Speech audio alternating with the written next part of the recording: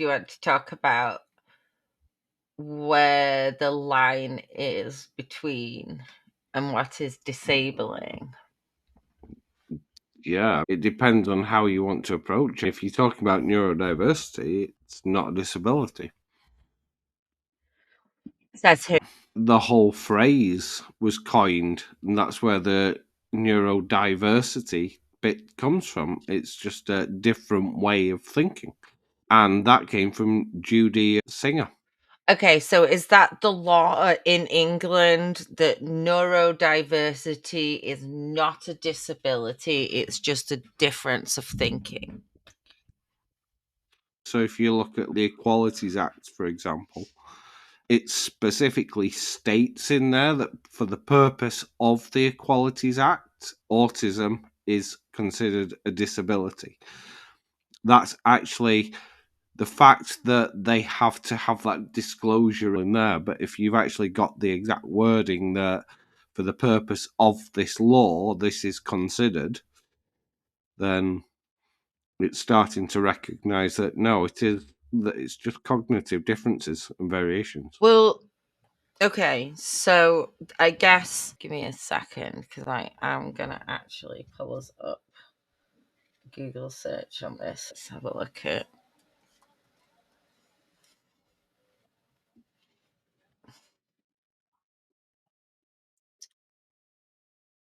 Ooh. In a minute. Yeah. So So just to go through why and where it comes from is that as a child, as it is in the UK, where when a baby's born, you have the health workers and everything come out, and it's are they growing? Are they feeding well? Are they doing this? And then by this age, they should be counting, and by this age, they should be walking, and so on. So they're milestones within the there's child health record. child health Yeah. record, that's clearly what you're talking about right now. Yeah. Saying at Yeah. different So stages, yeah. something like autism or something like ADHD is marked down as a disability because there might be a delay in speech. There might be a delay in cognitive function. There might be a delay in motor function. And therefore, it's classed as a disability from that perspective. However, you can still have, and there's lots of examples of it. You might have a child that might not be speaking, but can play Mozart on the piano Mhm. because it's different areas of the brain that have accelerated. So, where some of the functions haven't fully developed at that point, other areas have. So, it's like, where do you draw the line at that being a disability? And it's how disability is actually perceived, and I think when you take it from the perspective of neurodiversity, it's understanding that it's a spectrum, and you can't really measure that on the same level as you would do any other child because there's the differences there, and it's having to understand and recognize those differences. There was a video, it's an autistic man talking about pain tolerance within autism and the differences there, and that something that seems quite minor to someone else can actually cause a lot of pain, hurt, and anguish to somebody who's autistic. But in the same respects, you can also that same individual can have something serious that would normally cause a lot of people to be in a lot of pain and not feel it. So it's like high pain tolerance, low pain threshold. And his whole point around it is that the NHS has to start understanding that when it comes to pain, that people that are on the spectrum, people with neurodiversity, are completely different. So the measurements in which that are done have to change as well, or at least that understanding of it. Okay, I think we can both agree on that. And I think within the realm of that as well, I'm just going to touch on another minority here, especially within American medical models. And I'm pretty sure it's the same in British medical models and European medical models, there was a belief that Black people and people with black skin had a much higher tolerance and threshold for pain, and that they didn't feel pain like the rest of us and things. And they've had their voices discounted in a lot of arenas because of that, including childbirth. Like there's high rates of mortality and things like that. But I hear something parallel there within neurodiversity, right? That is somewhat of a barrier because people don't understand. Like, I have a strange relationship with pain. Like, my elbows have been killing me for the last goodness knows how long. I went to the doctor, I've had physical therapy, my elbows still hurt. I could have more physical therapy, I could have injections, I could have surgery, right? But me saying to somebody, oh, this thing really hurts, doesn't seem to them like I'm in a lot of pain. But for the fact that I'm saying to you, like, oh, yeah, I feel that quite a lot, and it's enough to interrupt my thoughts and things, is actually like somewhat excruciating. It Mm. bothers me, but people don't understand that. And you've got to have a great relationship then with your doctor or medical professionals or whoever for them to take you seriously when you're standing there going, oh, this thing is like this. And they're like, but you don't seem like you're like that. You don't seem like Mm. that thing should be a problem to you. She That was in a almost, lot of. and she wasn't, and to a point where they just thought it was a UTI. But that could have been potential. That could have been lethal because she almost 3 days with a ruptured appendix. Mm-hmm.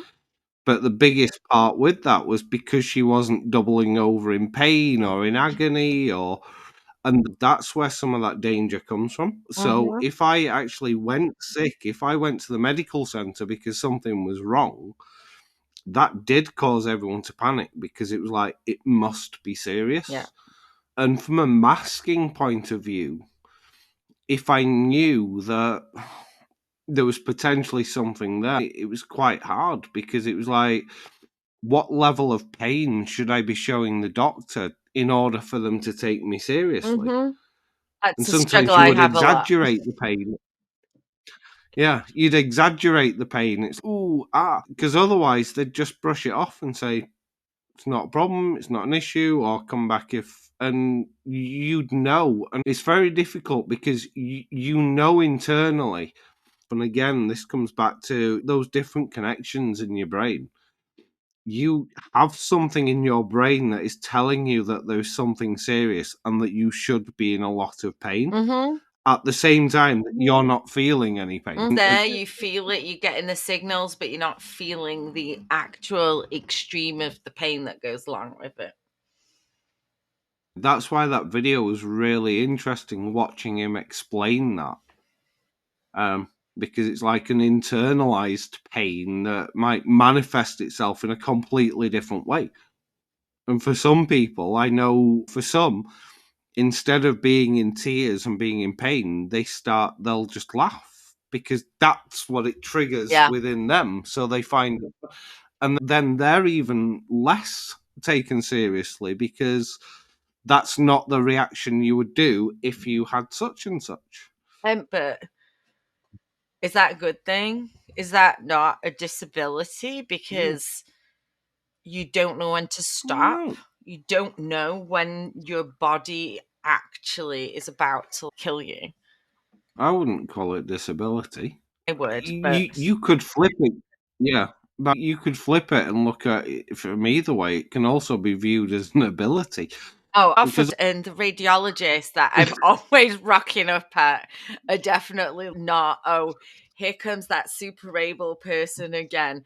It's, oh, here comes that moron that probably fell off the side of the pavement or tripped over her own feet or I to surf or whatever it is. yeah. I mean, I remember when I was skiing and competing and going off piste, and I went off a cliff and landed on a Oh, I rock, remember that. and I dusted myself off, was annoyed because I'd broken the one of my skis, but at least I had another pair. But I had to ski down to them on one ski. Changed all of that over. I did 2 slalom runs. I actually came 17th and was annoyed because I should have been much quicker than that. And that's what gave me an indication of that there's something not right. And then when I finished and got in the shower, I realized that this massive hole in my leg that I could actually see my bone. Remember that? And then had to take myself off down to the medical tent to go, I think I've got a problem. And when they saw it, the amount of panic that went, and it was like, how are you not Mm-hmm. doubled over? How are you not in pain? And I'm like,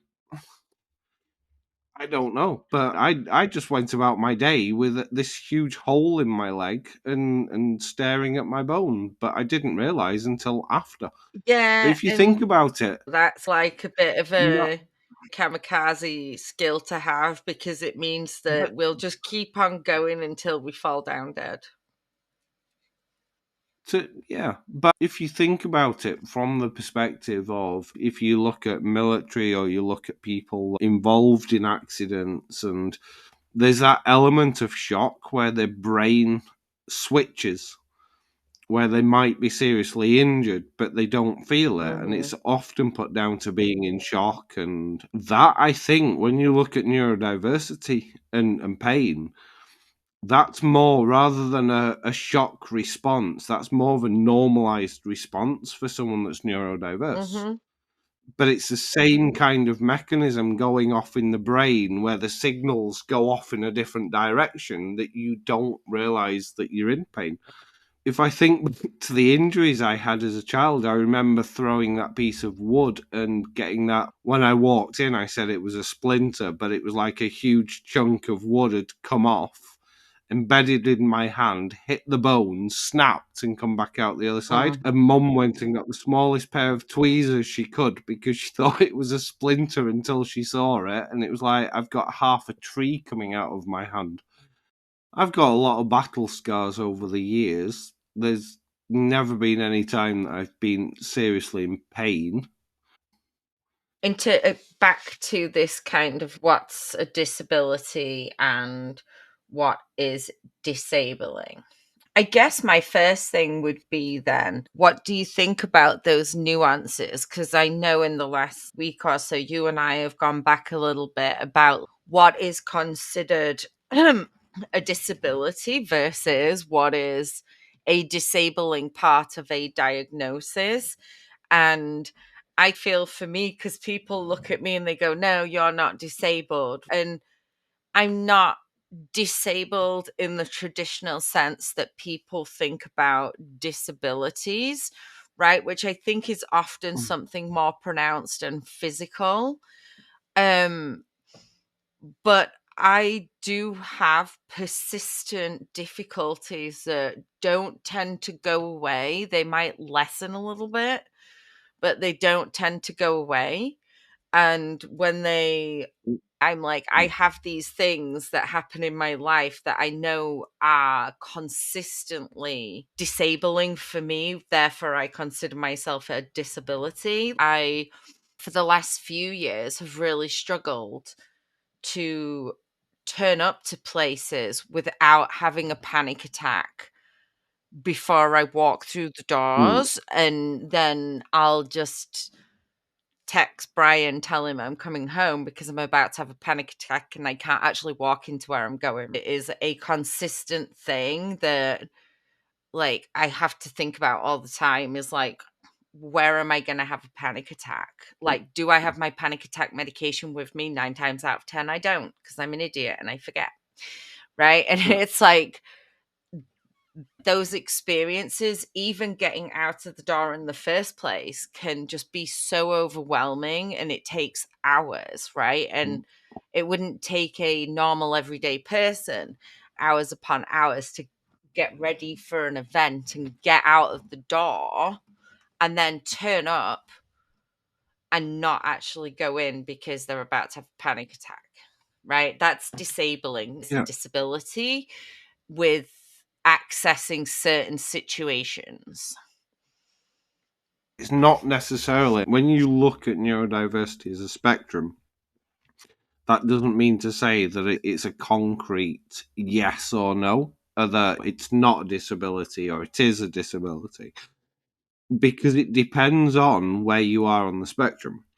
So if you take just the first four words of physical or mental impairment, in, for a lot of people, that, especially if you start to look at autism, as I said, for some people, like with what you've described there, that has a severe impact. That doesn't diminish your impact, or what it has on you. There, you can actually say that, yeah, do you know, it's disabling, it's consistent, and you go through that all the time. It doesn't diminish or dilute your experience on that.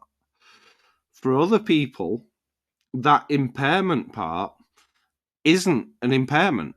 When If you take, and I'm just trying to think of the best analogy for this, is that sometimes that impairment is introduced by the environment.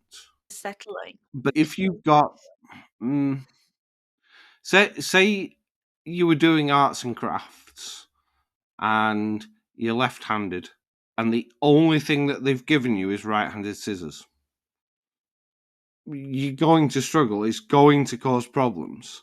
That doesn't mean that you have a disability, because if somebody gives you the right tools for what you need at that point, then you're able to complete the task.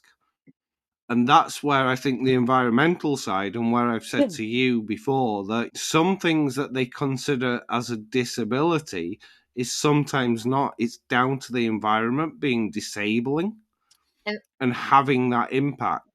And if you reduce that impact, or and you can take it from, if I do go back to the example with someone in a wheelchair, and if you've got stairs up to a door, you're not going to be able to, but you put a ramp in, job done. mhm. And it's about having the right environment and understanding, because if you can take that out, then that then doesn't go on to the next part of long-term adverse effect on a person's ability to carry out normal day-to-day activities, which is where the environment then comes in. Of It's an environmental impact that is causing people not to be able to carry out the day-to-day activities.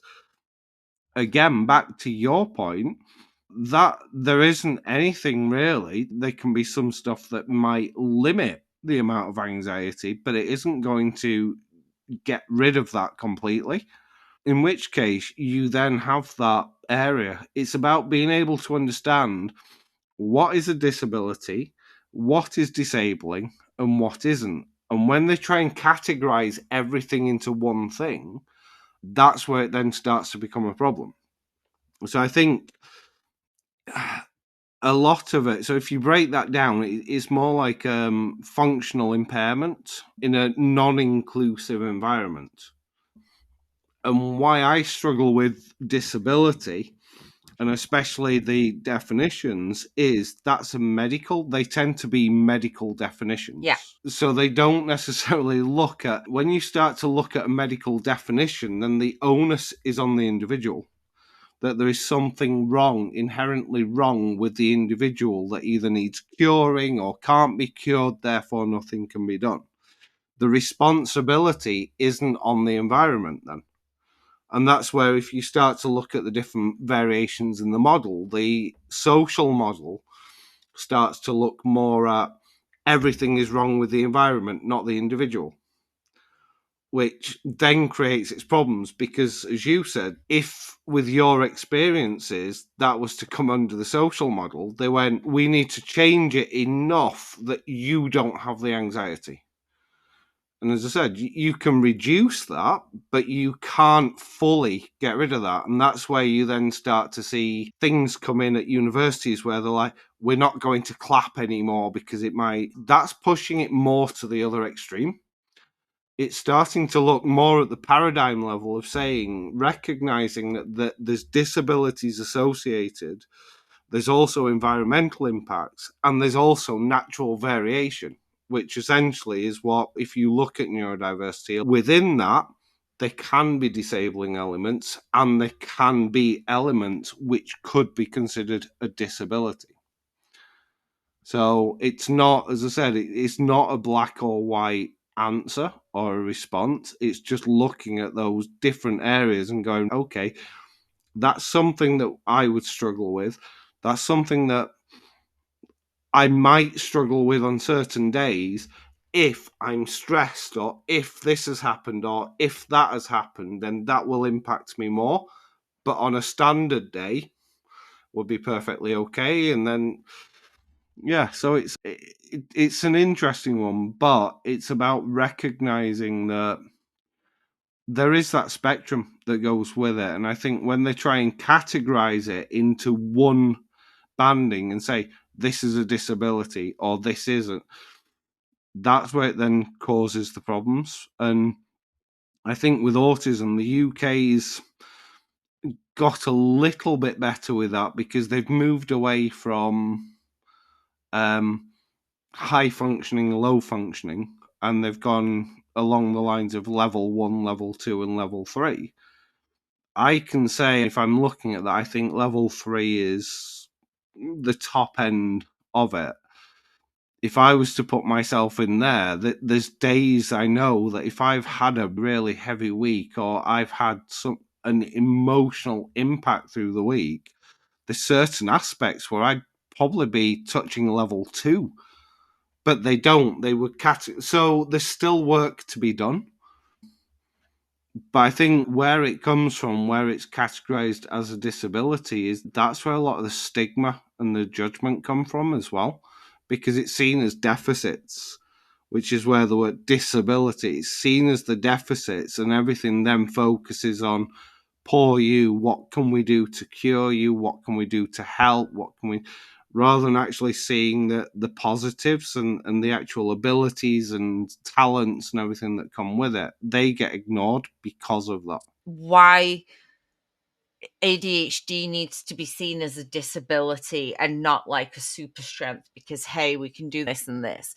And he actually gave a really well rounded view. And this is clearly like his position of it is actually it can be a really significant disability, which it can be, right? In Mm.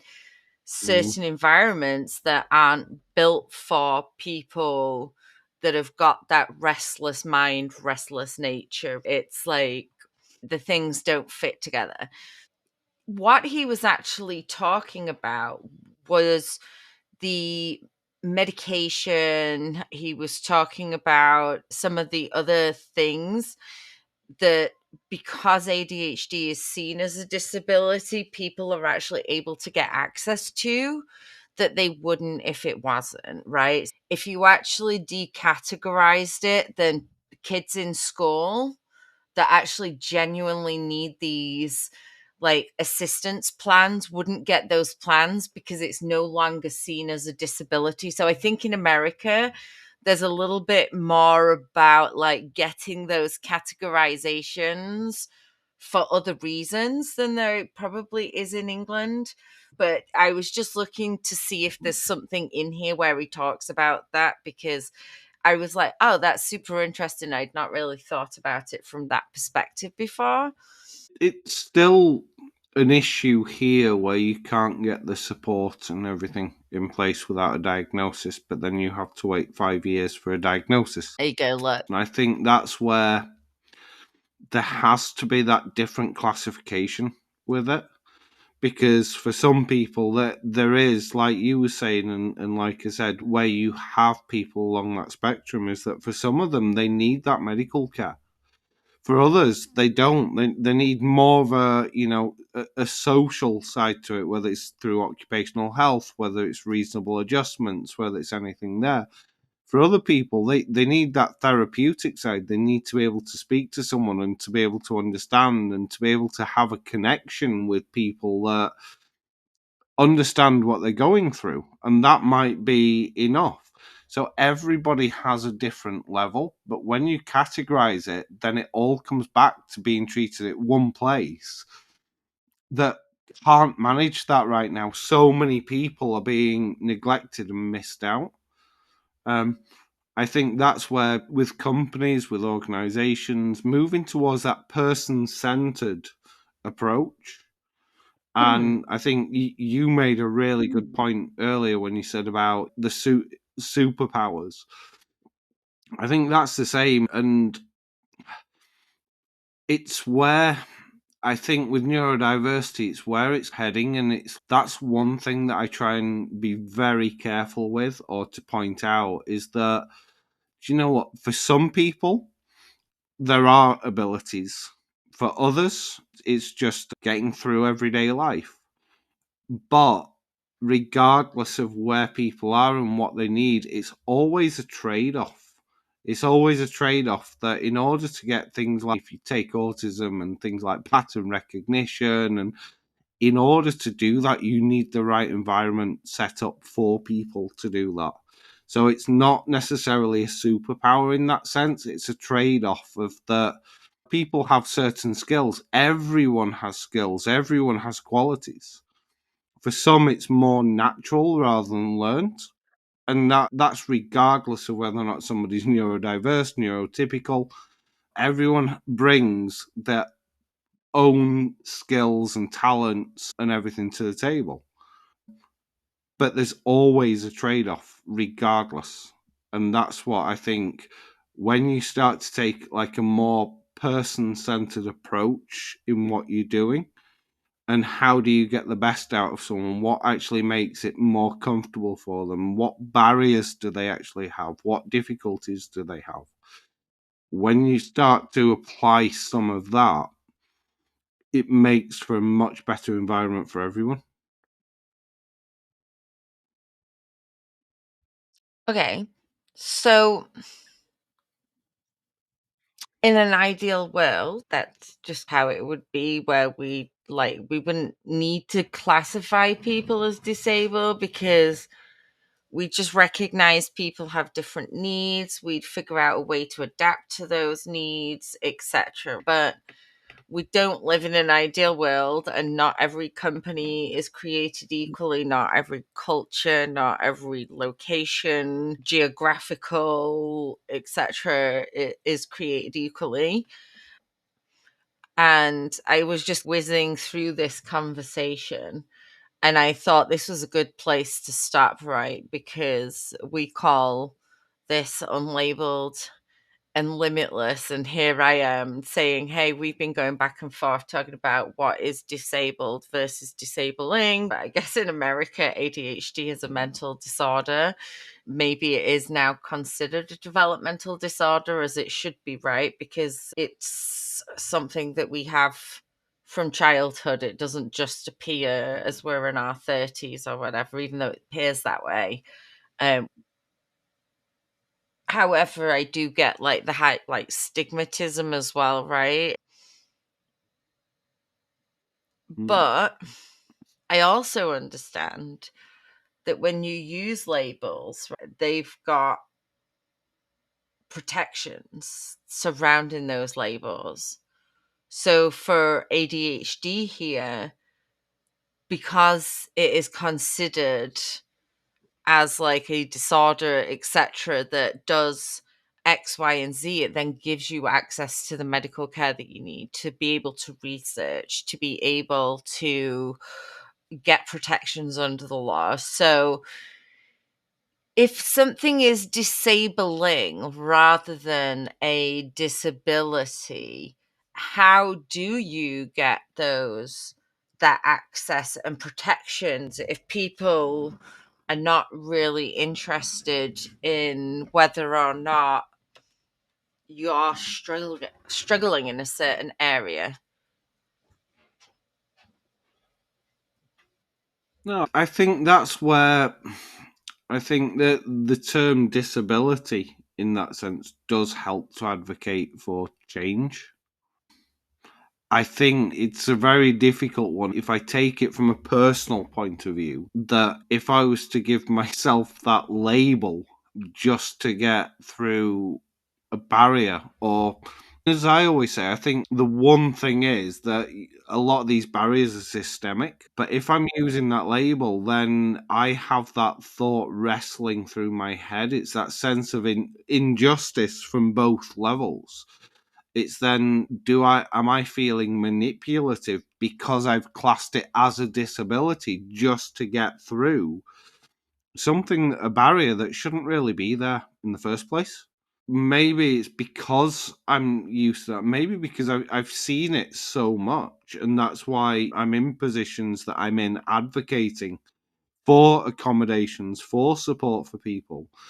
If they've spent their entire life coming through that and also hitting those same barriers and not understanding why, then I think that disability label can actually be empowering and give somebody that sense of identity to start to unite, to say there's enough people here that are hitting these barriers, something has to be done with it.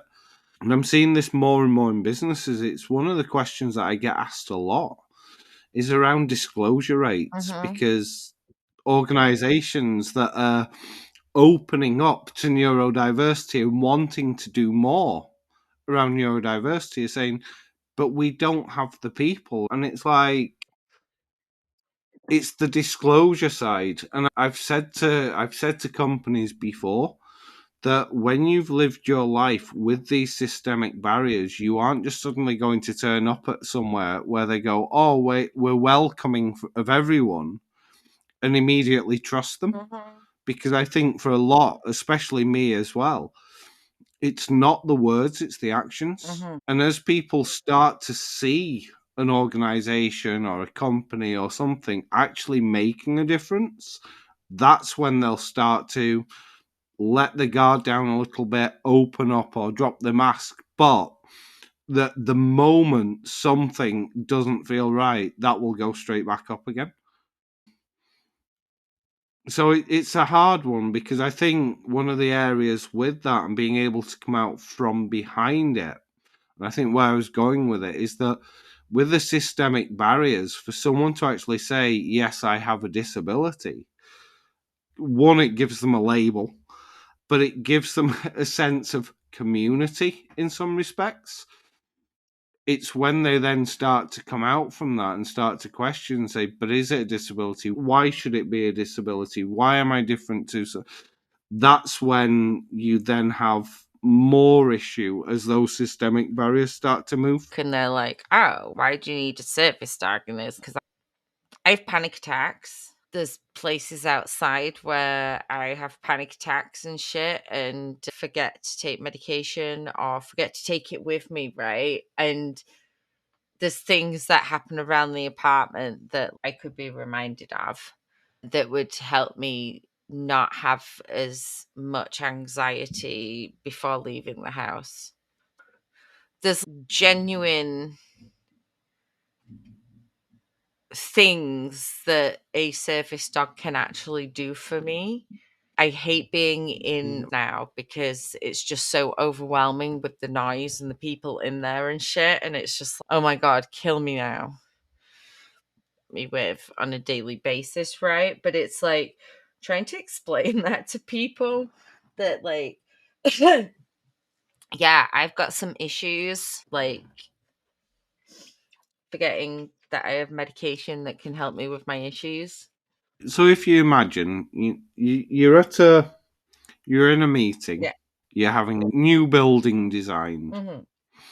and in comes Jenny, the architect, Mm-hmm. to take you through the plans. And but Jenny might be a war veteran and lost her leg, or lost her legs Mm-hmm. in a landmine. Yeah. In comes Jenny, who's going to walk you through all these designs and all the plans, and take you round. How would that feel if Jenny was introduced? Here's Jenny, and Jenny only has two legs. You need to be careful, and you need to do this. It's not. It's looking at Jenny as she's the architect. Yeah. You wouldn't necessarily lead with the disability No. or the impairment. No. And I think that's where some of that struggle comes, especially when you start to look at neurodiversity, you start to look at ADHD, because it's having to put that out there first, as you said, because if someone sees you doing something that doesn't seem right or doesn't seem against the norm or this, that, and the other, they're immediately on it. And in your head, you're already thinking, well, what if they pick up that I'm stimming, or what if I'm doing this? So you tend to lead with that more than anything. And I think that's where it starts to become part of the problem as well. Because I don't know, it's a hard one. It's a really difficult one in terms of, I think, the narrative, because it's like, what are you trying to do? Are you trying to blend in with a neurotypical world? Or is it, I think for some people, that they wear it as a badge of honor. If they're neurodiverse, they're proud of that. For others, it's, as I say, it's more of a fear thing. It's a really hard one because it's, as I say, it tends to be back to front with, how it gets addressed and how it gets looked. So for me,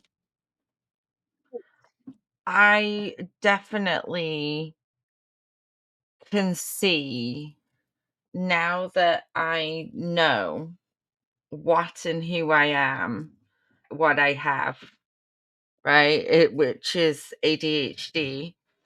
I can see the things that I can try and improve.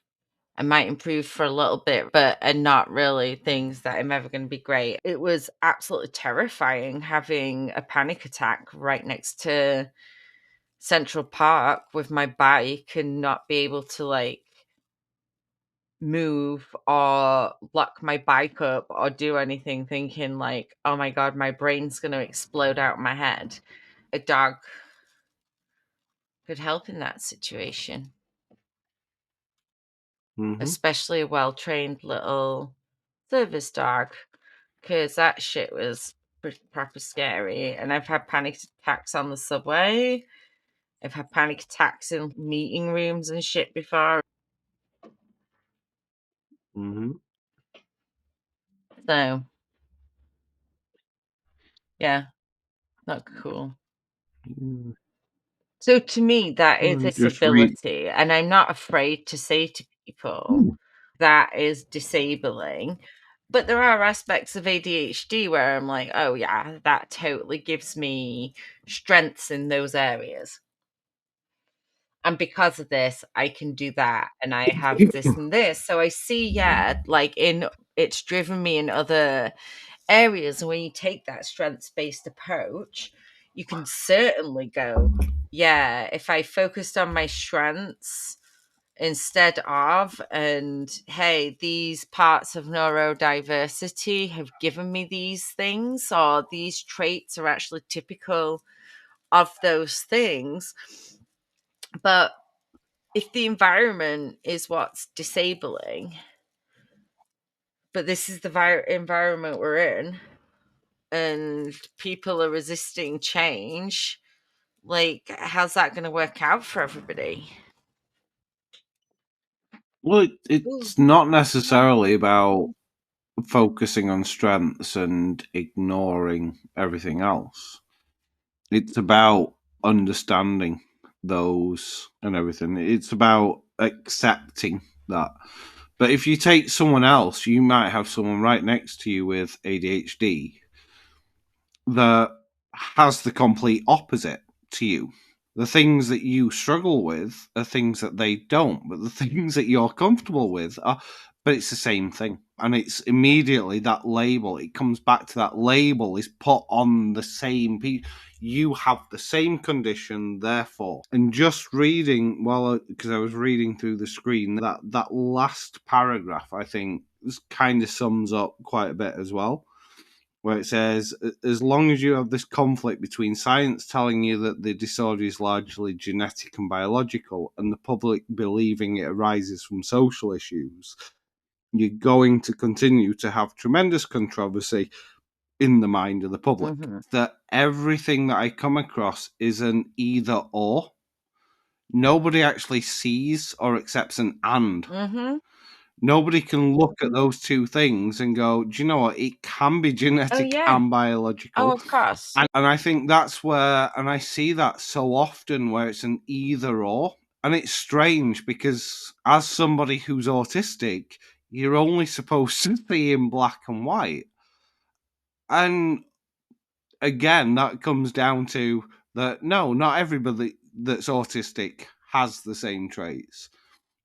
But the more that I sit in that grey area and the more that I look out, the more I see it's the world that sees things in black and white.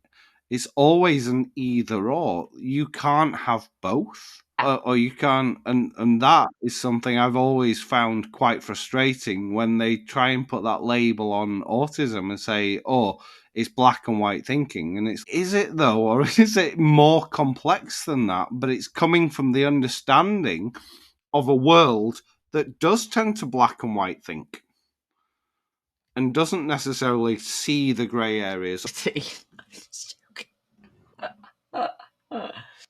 on who. Anyway, I I, think. it it can be disabling for sure. No. Do you say your autism was more limiting as a child, a teenager, or as an adult, or a different period? Just having people around that can actually understand is a big thing. And I think there's a lot of similarities in terms of hiding who you are and not knowing who you can talk to, who you can say, I'm neurodiverse, I have, because all of those people are masking and because they're hiding, it does feel like a very lonely world. So I say you reach a point in your life as an adult where you don't really care anymore about what people think and what people say. But it's sad to see, as I say, that progression. And I often think if I could go back to when I was younger and start to advocate and push, then could we have got anywhere different if there was enough people that were doing that at the time? Because it's normally with neurodiverse or with neurodiversity, neurodiverse people, a lot of it is down to masking, a lot of it is being quiet and staying silent, so that there isn't really as much advocacy. There's more now than there used to be, but it's a shame. We can't go back, we can only go forward. Well, But it would be nice to see where there's more advocacy that we actually get more change and more of a level footing. yeah, I know, especially for people that need to be prescribed medication, for people that need certain accommodations, like the diagnosis, the treatment of, and the classification of those difficulties as disabling or as a disability are like game changer, right? Because that's how those things are fought for and protected. I think we've chatted for quite a while. We could probably stop right here and pick this up next time. Mm-hmm.